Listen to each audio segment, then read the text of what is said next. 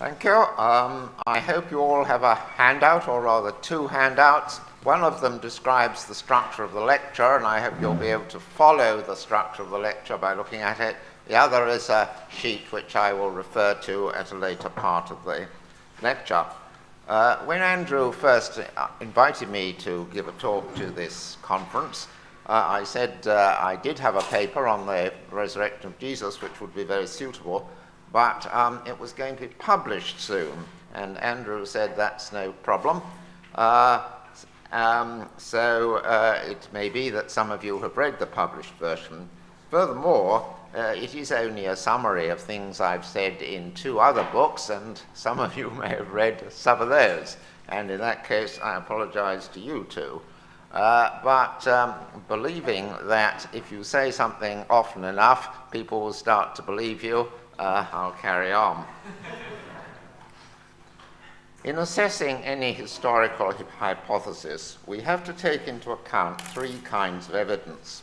The first kind is the most obvious kind, the testimony of witnesses about and the physical data caused by what happened at the time and place in question. If it is suggested that John robbed a certain safe, then our obvious historical evidence is what witnesses said about who was near the safe at the time in question and where John was at that time, and also physical data such as fingerprints on the safe, money found in John's garage, and so on. I shall call such evidence the posterior historical evidence. Insofar as the hypothesis is a simple one, and posterior historical evidence is such as you would expect to find if the hypothesis at stake is true but not otherwise, that is evidence that the hypothesis is true. For example, if John robbed the safe, you would expect to find his fingerprints on it, but would not expect to find them if he didn't. And in the absence of evidence for a hypothesis of the unreliability of witnesses, if John robbed the safe, you would expect that any people who saw John at the time, or were near the safe at the time, to say that they saw John there, but would not expect them to say this if they didn't. I stress here, as elsewhere in this paper and everything else I have written, the crucial importance of its simplicity in assessing the truth of a theory. There are always an infinite number of possible theories in science, history, or any other sphere of inquiry, which are such that if they were true, you would expect to find the evidence that you do. John's fingerprints being on the safe and the testimony of George to John's presence at the scene of the theft at the time of its occurrence, and John having a lot of money hidden in his garage, could easily be explained by Harry having planted John's fingerprints there for a joke, George telling a lie because he disliked John, and Jim having put the proceeds of a quite different robbery into John's garage. But in the absence of further evidence, the theory that John did the crime is that most likely to be true, that is, most probably true, because it is the simplest in postulating that one person, John, doing one action, robbing the safe, caused in different ways the three pieces of evidence.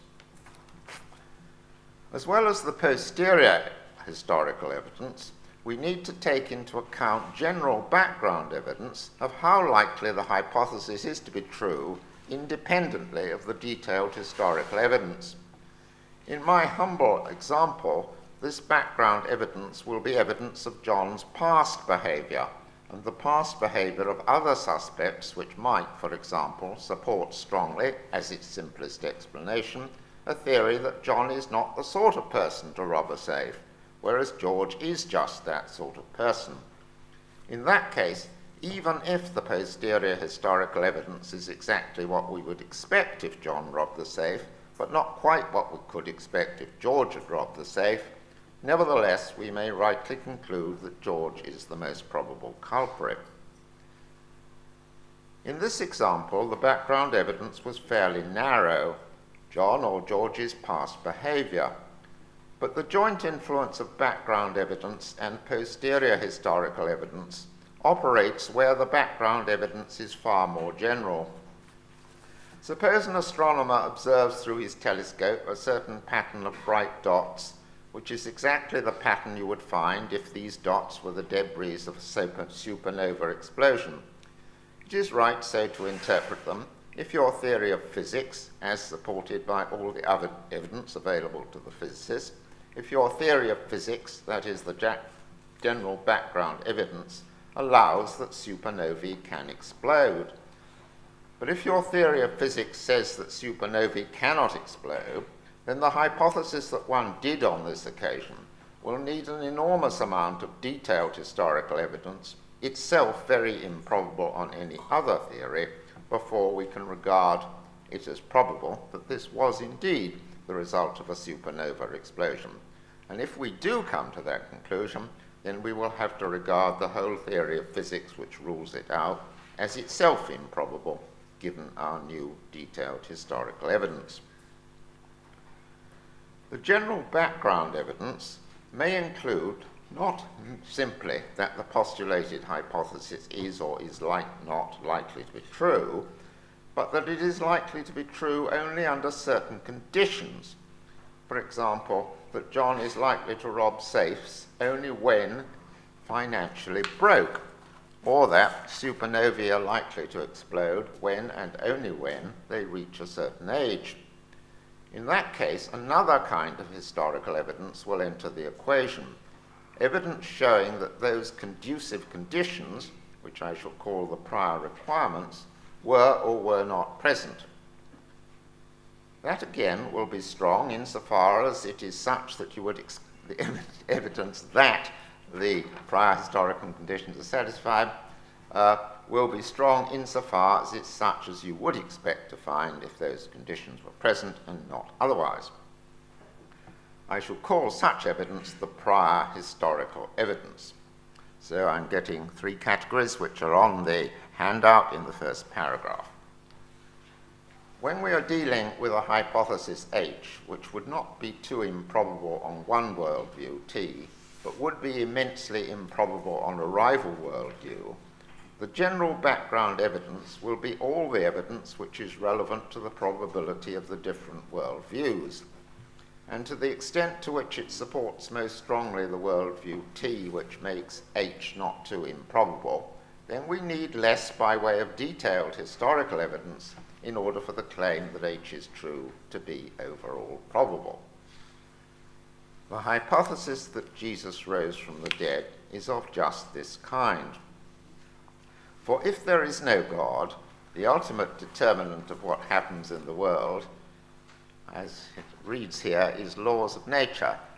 You will have to interpret that phrase in whatever way your theory of laws of nature or the ultimate constituents of scientific explanation are in the light of the last lecture. But let's just take it this way, and I don't think it will, that there are such things, I don't think it will spoil the general picture I'm trying to provide. For if there is no God, the ultimate determinant of what happens in the world is laws of nature.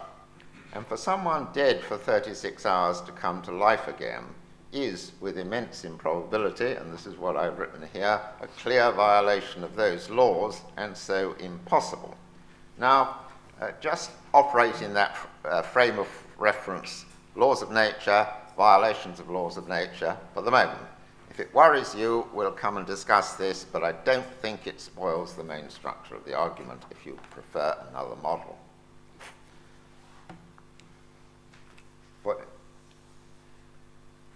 that someone coming alive again after 36 hours being dead is a clear violation of those laws and so impossible. This is for the reason which Hume gave, that all the evidence that some regularity operated on very many past occasions is evidence that it is a law of nature, and so operated on this occasion too, and so that Jesus did not rise. But if there is a God of the traditional kind, laws of nature only operate because he makes them operate, and he has the power to set them aside for a moment or forever. Hence, if Jesus rose from the dead, God raised him up. So I shall treat the hypothesis that Jesus rose as equivalent to God raised Jesus. But if there is a God with the power to raise Jesus, he will only do so insofar as he has reason to do so. And if he doesn't, this resurrection is not to be expected. So to determine whether Jesus rose from the dead, it's not enough to investigate whether what I have called the posterior historical evidence, which is what St. Paul and the Gospel writers wrote about what witnesses said that they saw from 33 to 40 days after the crucifixion. It's not enough to set out that as the kind of evidence. One must also investigate whether the general background evidence supports the worldview that there is a God of a kind able and likely to intervene in human history in this kind of way, in this kind of situation, or whether there is no such God. And we must also investigate the prior historical evidence. That is to say, whether the nature and circumstances of the life of Jesus were such that, if there is a God, he would be likely to raise this person from the dead. Insofar as our general background and prior historical evidence supports the view that there is a God who would be likely to raise Jesus from the dead, we shall not need a lot by way of detailed historical evidence in order for it to be overall probable on our total evidence that Jesus rose from the dead. Conversely, insofar as our prior evidence, background or historical, supports a rival worldview that there is no God of the traditional kind, or that if there is a God, he has no reason to intervene in human history in this kind of way, or that even if God does have such reason, Jesus was not the sort of person whom he would have brought to life again, if we think that's what our evidence supports, then we would need an immense amount of posterior historical evidence in order for our total evidence to make it probable that Jesus rose. It is the total failure of almost all New Testament scholarship to take this crucially relevant kind of evidence into account, both kinds of evidence for whether there's a God and whether Jesus was the sort of person which, if there is a God, he would have reason to bring to life again. It is the total failure of almost all New Testament scholarship to take this crucially relevant kind of evidence into account, which may make its conclusions about the probability of the resurrection, and indeed other New Testament events, seriously erroneous. And that's got me to the end of the second paragraph on the handout. You'll see that basically, I think Hume was right. You have to take background evidence into account, and it's crucially relevant to deciding. But the question is what the background evidence supports. And if the background evidence supports that there's a God, then you have to take that into account too.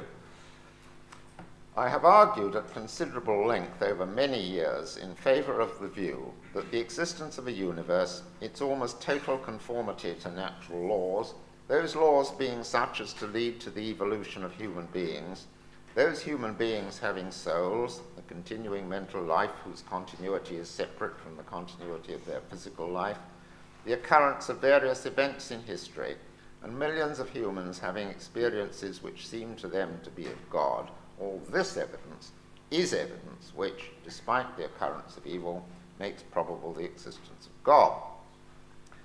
That is what I have argued over many years. There is no time to re-argue that here. So let us suppose for the moment, in order to proceed further, that on this kind of evidence, the evidence of natural theology, as it's called, it is, and I'm putting it in a very moderate way, it is as probable as not that there's a God. Let's suppose that.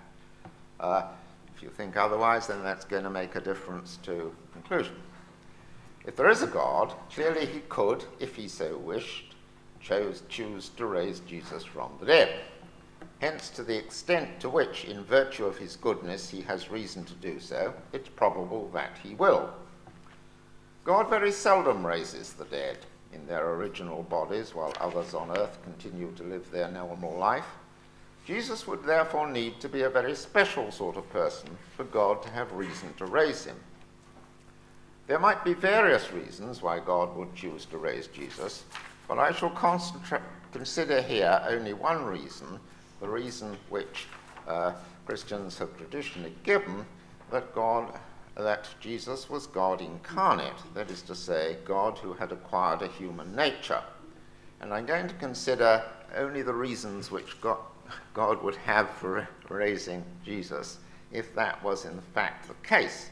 And the reason why I shall only consider that is because, as we shall see later, given the evidence of the kind of life Jesus lived, God would only have raised him if Jesus was God incarnate. That is, I shall argue that in virtue of God's goodness, God had reason to become incarnate and to live a certain sort of life, and that if he did, God himself would raise Jesus, God incarnate, from the dead. Theologians, so why would God become incarnate? I'm glossing over issues of the persons of the Trinity and the relation of God incarnate just to God. But if you want to go into those, we will. But just if you don't, let's carry on.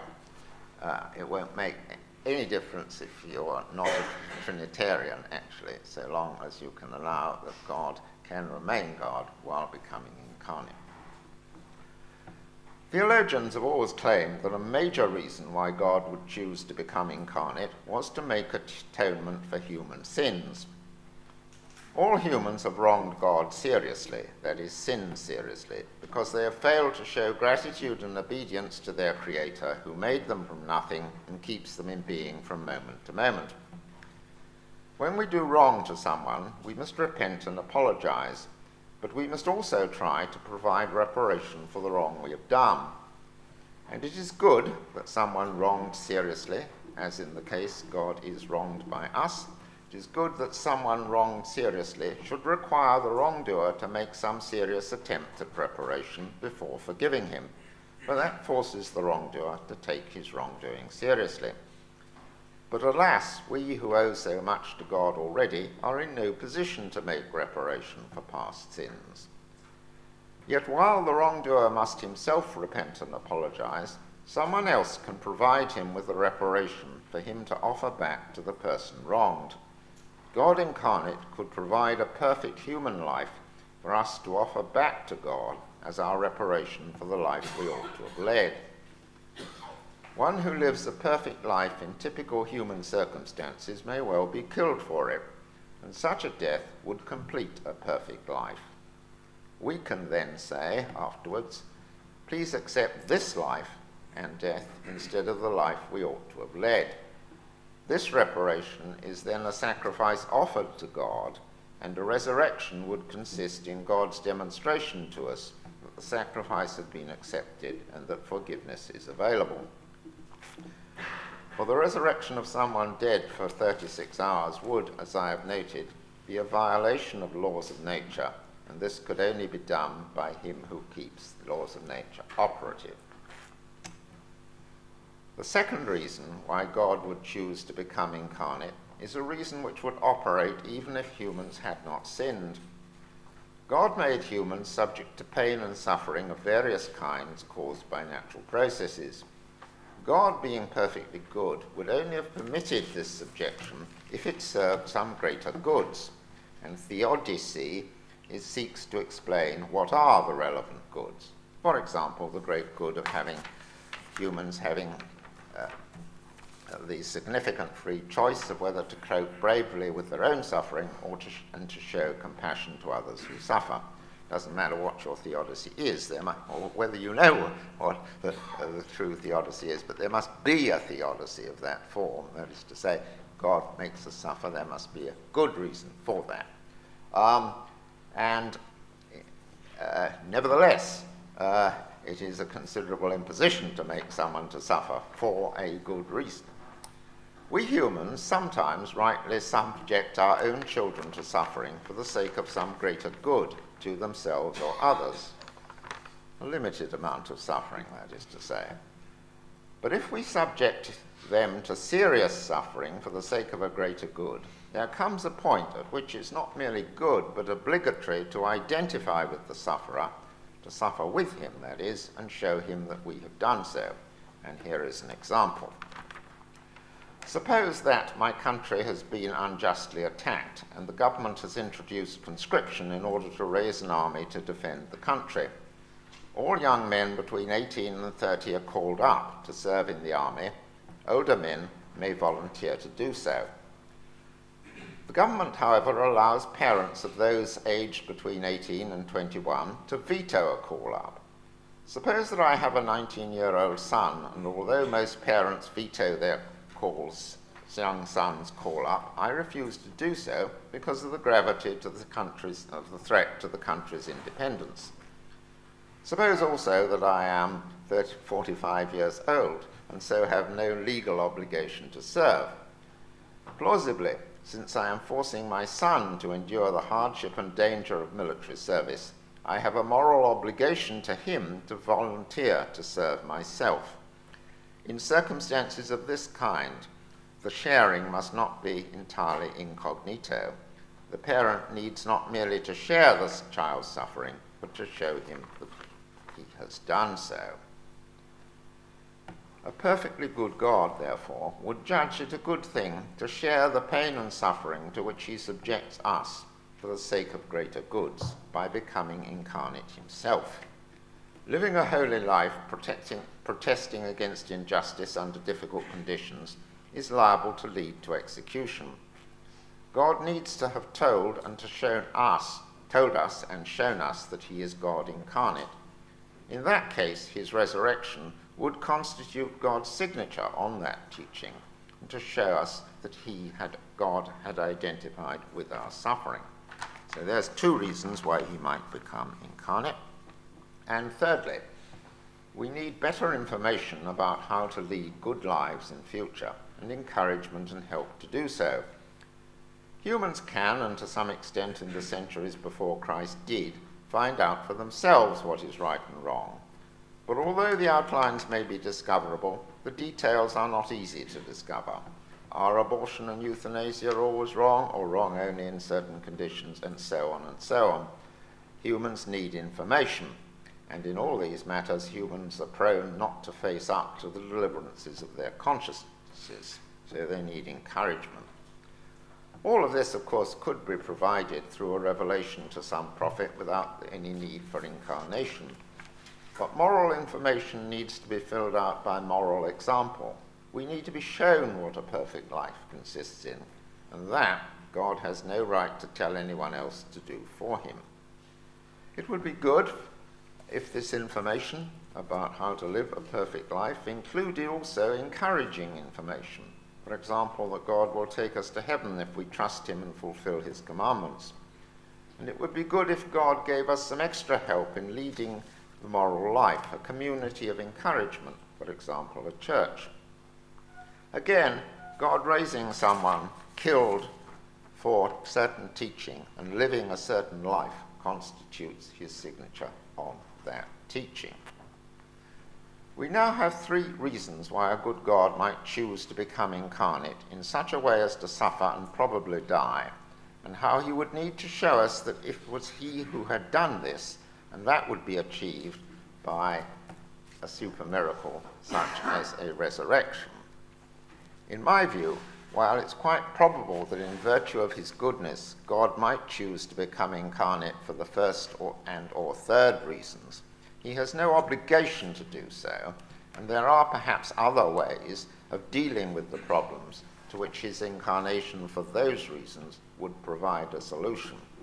But in my view, given the extent of human suffering, our Creator has an obligation to share it with us, and so it is necessary that he will become incarnate for the second reason. And that has taken me to the end of the third paragraph on the handout. So, if God did become incarnate in some human, let's call him a prophet, for the second reason, and one or both of the other reasons, he would need to lead a certain sort of life. To identify with our suffering and provide an example for us to follow, God incarnate needs to live a good life in difficult circumstances. And a good but hard life ending in a judicial execution would certainly be that. To show us that he is God who has done this, he needs to show us that he believes himself to be God. To enable us to use his life and death as atonement for our sins, He needs to tell us that he is leading his life for this purpose. In order to make it plausible that he's preaching a revelation, he needs to give us good and deep moral teaching on how to live.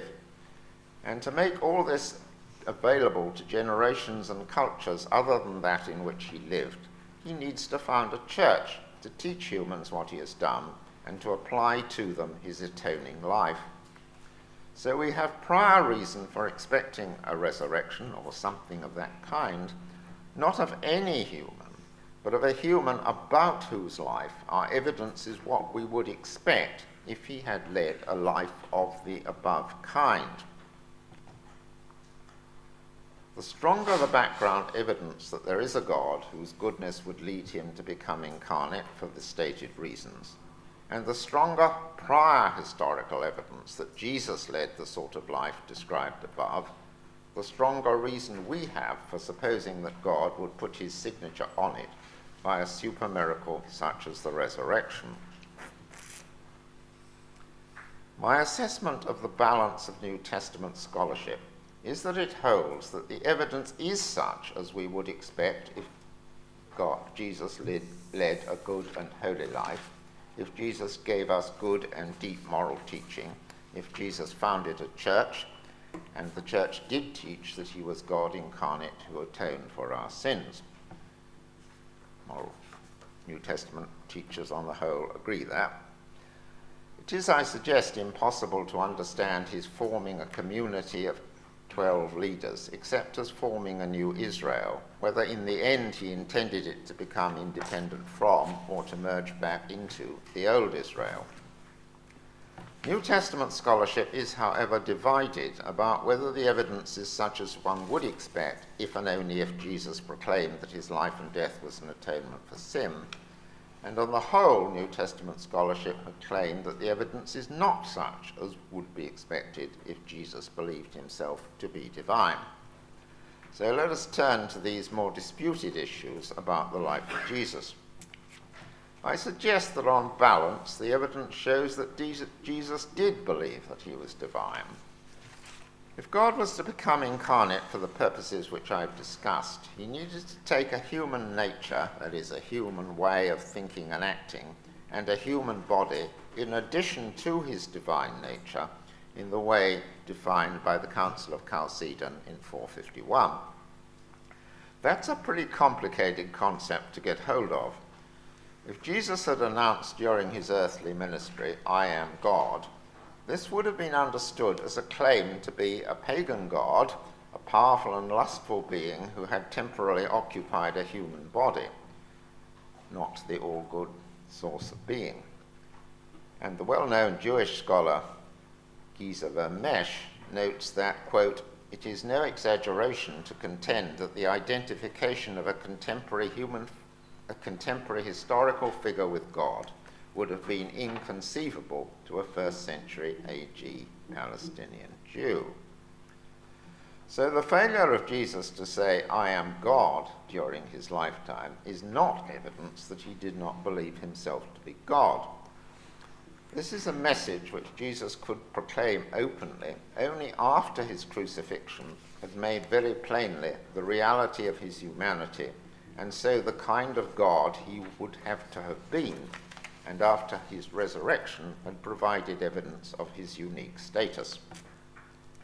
And there is evidence that Jesus did begin to proclaim this more openly after his purported resurrection. That is to say, the gospel texts record sayings of this kind only occurring after the purported resurrection and not before it. St. Matthew's Gospel ends with Jesus commanding the 11 to baptize, quote, "in the name of the Father and the Son and the Holy Spirit," and this puts the Son, that is Jesus, on a level with God the Father. Critics, rightly ever on the watch for later interpolations, have of course cast grave doubt on the authenticity of this verse, but the manuscript tradition is unanimous and thus early. Then St. John records the explicit confession by the formerly unanimous, St. John records the explicit confession by the formerly doubting, now convinced Thomas of Jesus as, quote, my Lord and my God, a confession which Jesus did not reject. On 2 post-resurrection occasions, St. Matthew's Gospel records that the disciples worshipped Jesus, and many ancient manuscripts record a similar worship by the 11 at the end of St. Luke's Gospel. The New Testament writers regarded worship as appropriate only to divinity. It is so regarded in several distinct New Testament passages, which I can give you if you want. Jesus, on the other hand, never rejected worship, and St. Matthew does also record 2 pre-resurrection occurrences of the worship of Jesus. This evidence is such as we would expect if Jesus was God incarnate, even if liberal critics claim that it can be accounted for by the Gospel writers reading such claims back into history. As Jesus could only confess his divinity after the resurrection, and as even then it might not be easily comprehensible by his followers, he would need to leave plenty of clues in his life, reflection on which could give his followers, after his life was finished, the understanding of who he was. And I think that he did just that.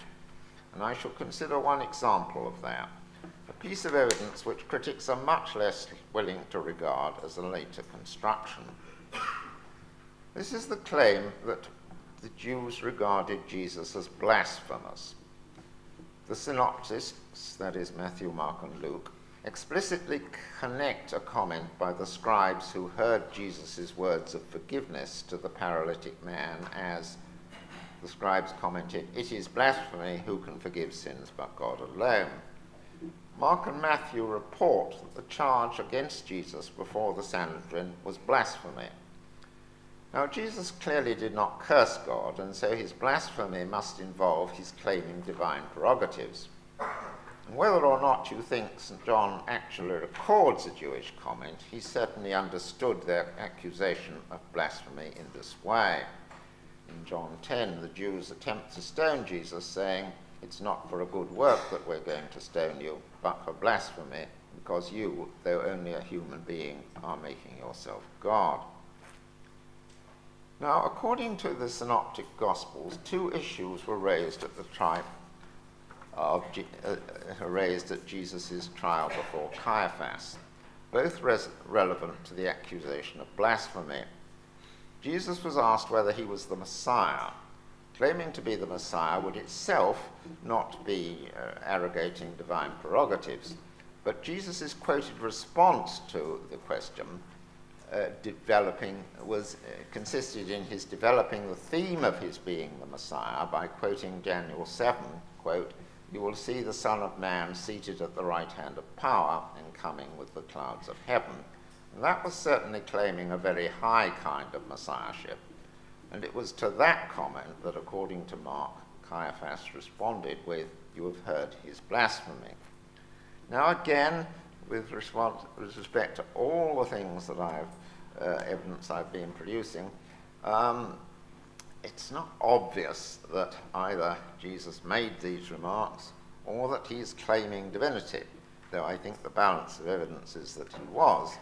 And critics have claimed that even Jesus' explicit confession of messiahship at this time was an invention of Mark. But now we come to what I regard as the conclusive piece of evidence, and that is this. The other issue raised at the trial is more interesting, because Mark claims that the witness testimony of witnesses at the trial, was false, and so it's hardly his invention. Mark, and following him Matthew, record the charge that brought by witnesses that Jesus claimed that he would or could destroy the temple and build it again in 3 days. To quote the very liberal biblical scholar E.P. Sanders, quote, it's hard to imagine a purely fictional origin for the accusation that Jesus threatened to destroy the temple. Now, Mark described this accusation as false, but probably Mark, and certainly Matthew, who has the same passage, believed that the temple was destroyed. for they wrote after the time of its destruction in 70 AD. And, like the other synoptists, Mark reports elsewhere a further prediction by Jesus of that destruction. So the falsity of the accusation, in Mark and Matthew's view, must lie in one of two things. Either Jesus did not himself threaten to destroy the temple, but merely predicted that it would be destroyed, and/or he did not promise to build another one in 3 days.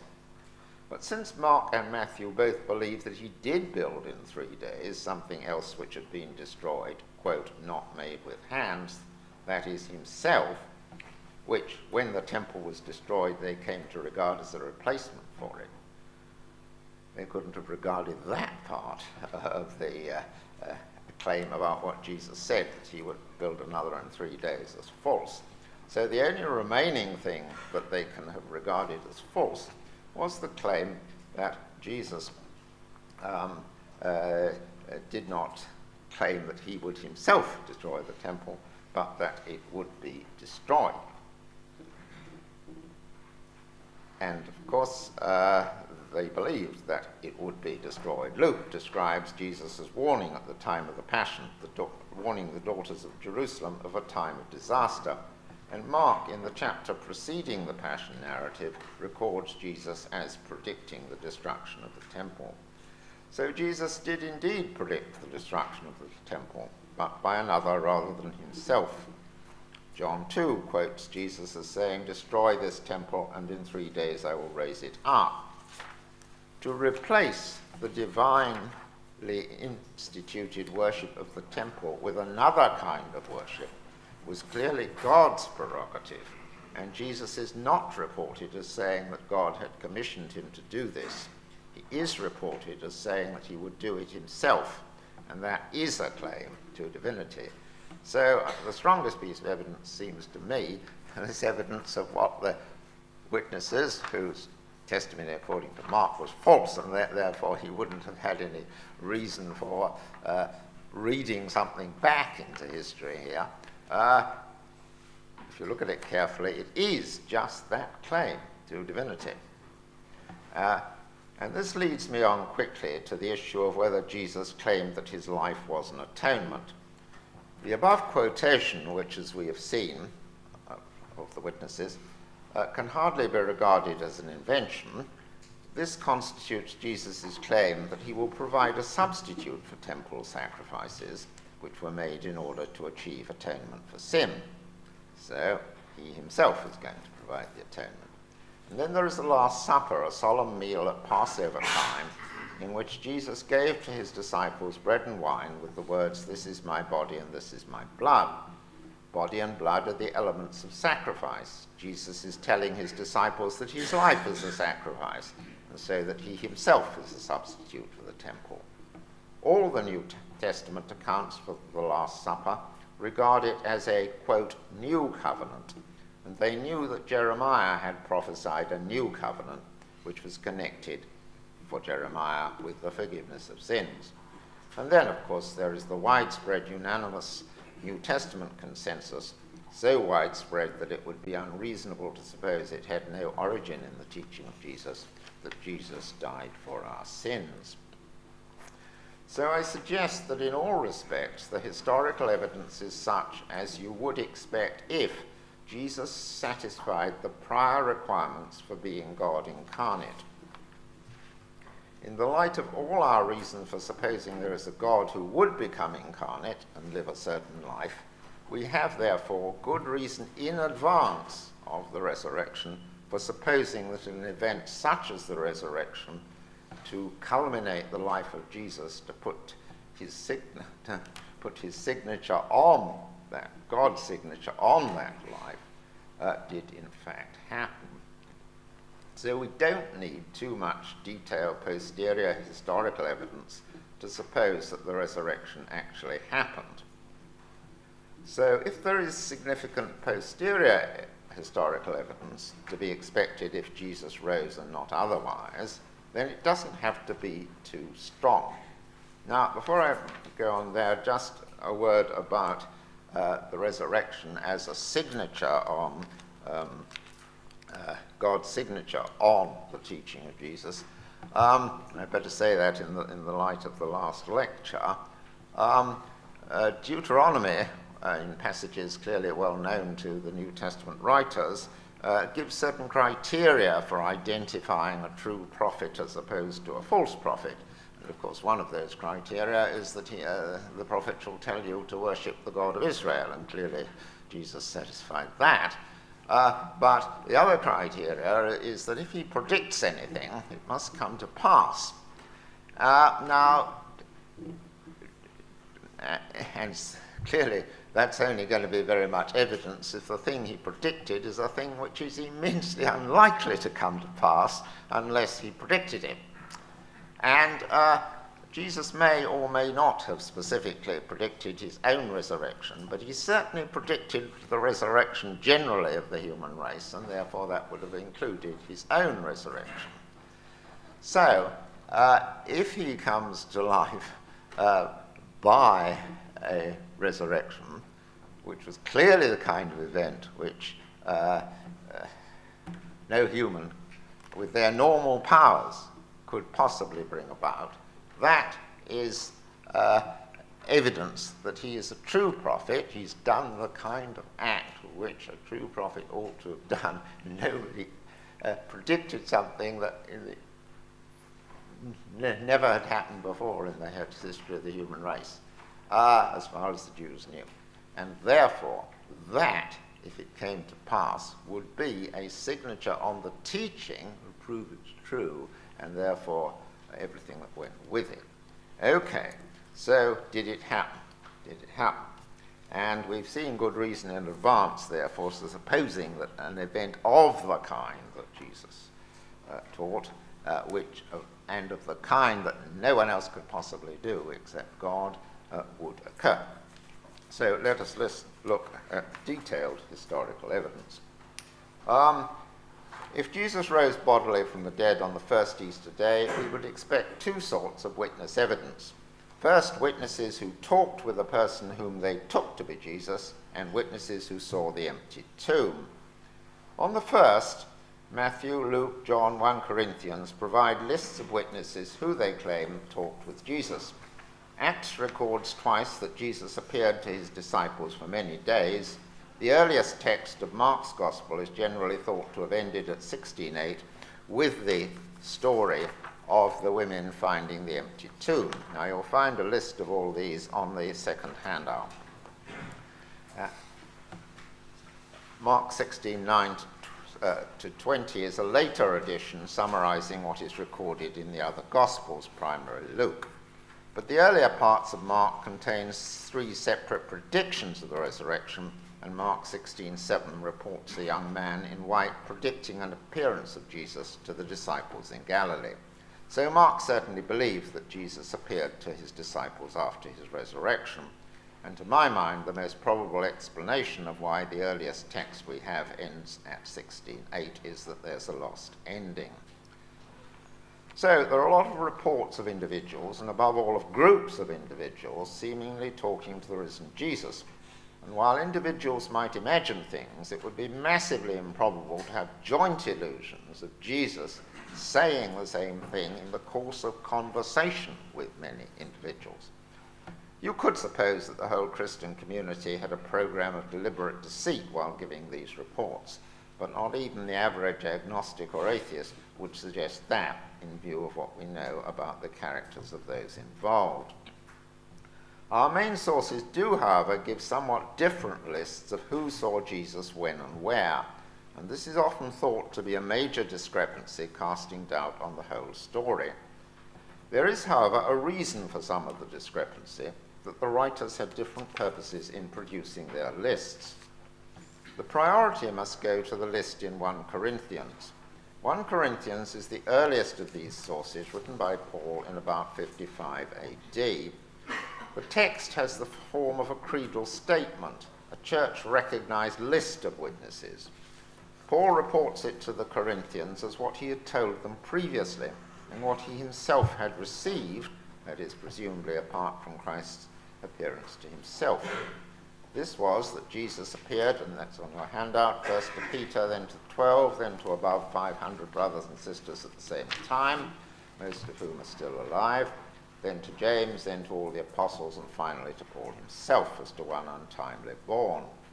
The implication of the latter phrase, to one untimely born, is that the appearance to Paul was much later than the earlier appearances. The thens imply a temporal sequence of events. Paul tells us in Galatians that soon after his conversion, he spent 15 days with Peter in Jerusalem, where he also met James, the Lord's brother, and where he must have heard what Peter and James had to say about the basis of this central Christian message. What he records in 1 Corinthians must have been sensitive to those conversations. The Gospels, however, all include appearances earlier than the first appearance listed by Paul. Matthew and John include an appearance to Mary Magdalene, and Luke includes an appearance to Cleopas and another disciple. So why don't these occur in the official list? There is an obvious answer. The official list contains people whom the Jews would take seriously. They wouldn't take women witnesses seriously, and that's recognized by the contemporary Jewish writer Josephus, who points this out, that Moses prohibited recognizing women as witnesses. And Cleopas was not a senior church leader. So the Gospels had been, the list in 1 Corinthians is the earliest list, and it's a list intended to convince Jews seriously by producing witnesses whom they ought to recognize. The Gospels being written later, when Jewish attitudes had hardened, and being more interested in the historical sequence of events, put things differently. There is also a discrepancy about where the appearances take place, but I think they can all be fitted into a coherent order, which is on that sheet. And then there is so you've got these witnesses to saw the risen Jesus. And then there's the empty tomb. All four Gospels begin their accounts of the resurrection with the visit by the women to the tomb which they found empty. It used to be said that as 1 Corinthians, the earliest source, does not mention the empty tomb, this visit and the tomb being empty was a later invention of the Gospel writers. But even the Jews acknowledged that this tomb was empty, for Matthew 28:15 records that they claimed that the disciples had stolen the body, which they wouldn't have claimed if they did not believe that the tomb was empty. Why Paul didn't mention it is because he didn't need to. Resurrection for a Jew meant bodily resurrection. And there is finally one crucial, largely unrecognized piece of evidence in favor of the women having visited the tomb on the first Easter day and having found it empty. Christian communities spread out from Jerusalem very quickly, within 3 or 4 years of the events of the Passion. They took with them their customs, including the custom of celebrating a Eucharist. And all the evidence we have suggests that there was a universal custom of celebrating the Eucharist on a Sunday, the first day of the week. This must have antedated the scattering, otherwise we would have heard of disputes about when to celebrate. All references in early Christian literature to when the Eucharist was celebrated refer to a weekly Sunday celebration. And the one apparent explicit reference in the New Testament to a particular post-ascension celebration of the Eucharist also describes a Sunday celebration in Acts 27. There are other days on which it might have been more natural for Christians to celebrate the Eucharist. For example, on the day of the original Last Supper, probably a Thursday. No such customs are known. There is no plausible origin of the sacredness of Sunday from outside Christianity. There is only one simple explanation of this universal custom, which I urged must derive at the latest from the first 2 or 3 post-resurrection years. The Eucharist was celebrated on a Sunday, and Sunday had a theological significance from the first years of Christianity because Christians believed that the central Christian event of the resurrection occurred on a Sunday. Yet such early practice would have included that of the 11 themselves, and so could only go with a belief of theirs that the Christians had either seen the empty tomb or the risen Jesus on the first Easter Sunday. That shows that the visit to the tomb on Easter Sunday was not a late invention read back into history to make sense of the appearances, but a separately authenticated incident. I conclude that there is one person in human history who satisfied quite well the prior and posterior requirements for being God incarnate. The prior requirements, the sort of life he led, the posterior requirements, evidence that an event occurred of a sort that ordinary humans couldn't possibly have produced, of a kind which Jesus had predicted and which they would therefore regard as God's signature on it. Yet there is no other plausible candidate in human history for satisfying either of these sets of requirements. Other founders of great religions did, of course, live good lives, give deep moral teaching, and founded churches. But manifestly the Buddha did not teach his own divinity, and nor did Muhammad. And manifestly neither of them taught that their lives atoned for our sins. And no other great religion than Christianity has made a claim to be founded on the kind of event, I call it a super miracle, for which there is anyway the kind of detailed testimony that there is for the foundation miracle of Christianity. Yet the non-existence of any other plausible candidate for satisfying either the prior or the posterior requirements suggests that the coincidence of the prior and posterior evidence in one candidate is an extremely unlikely event in the normal course of things.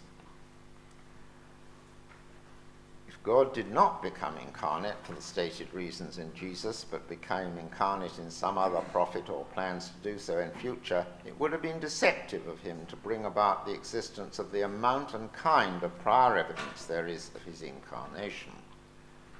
So, I conclude that if there is a moderate amount of evidence of natural theology that there is a God of the traditional kind, who might with modest probability be expected to become incarnate for the stated reasons, and to have his life culminated by a super miracle such as the resurrection. And if there is only one plausible candidate, Jesus, who satisfied at all well either the prior requirements or the posterior requirements, yet Jesus satisfied them both, you don't need too much historical evidence to make it probable that Jesus rose, for it would be most improbable that there would be this combination of prior and posterior evidence unless God had arranged it, and it would be deceptive of him to arrange it unless Jesus was God incarnate. So I suggest that on the evidence I have presented to you, it is pretty probable that Jesus rose from the dead. Thank you.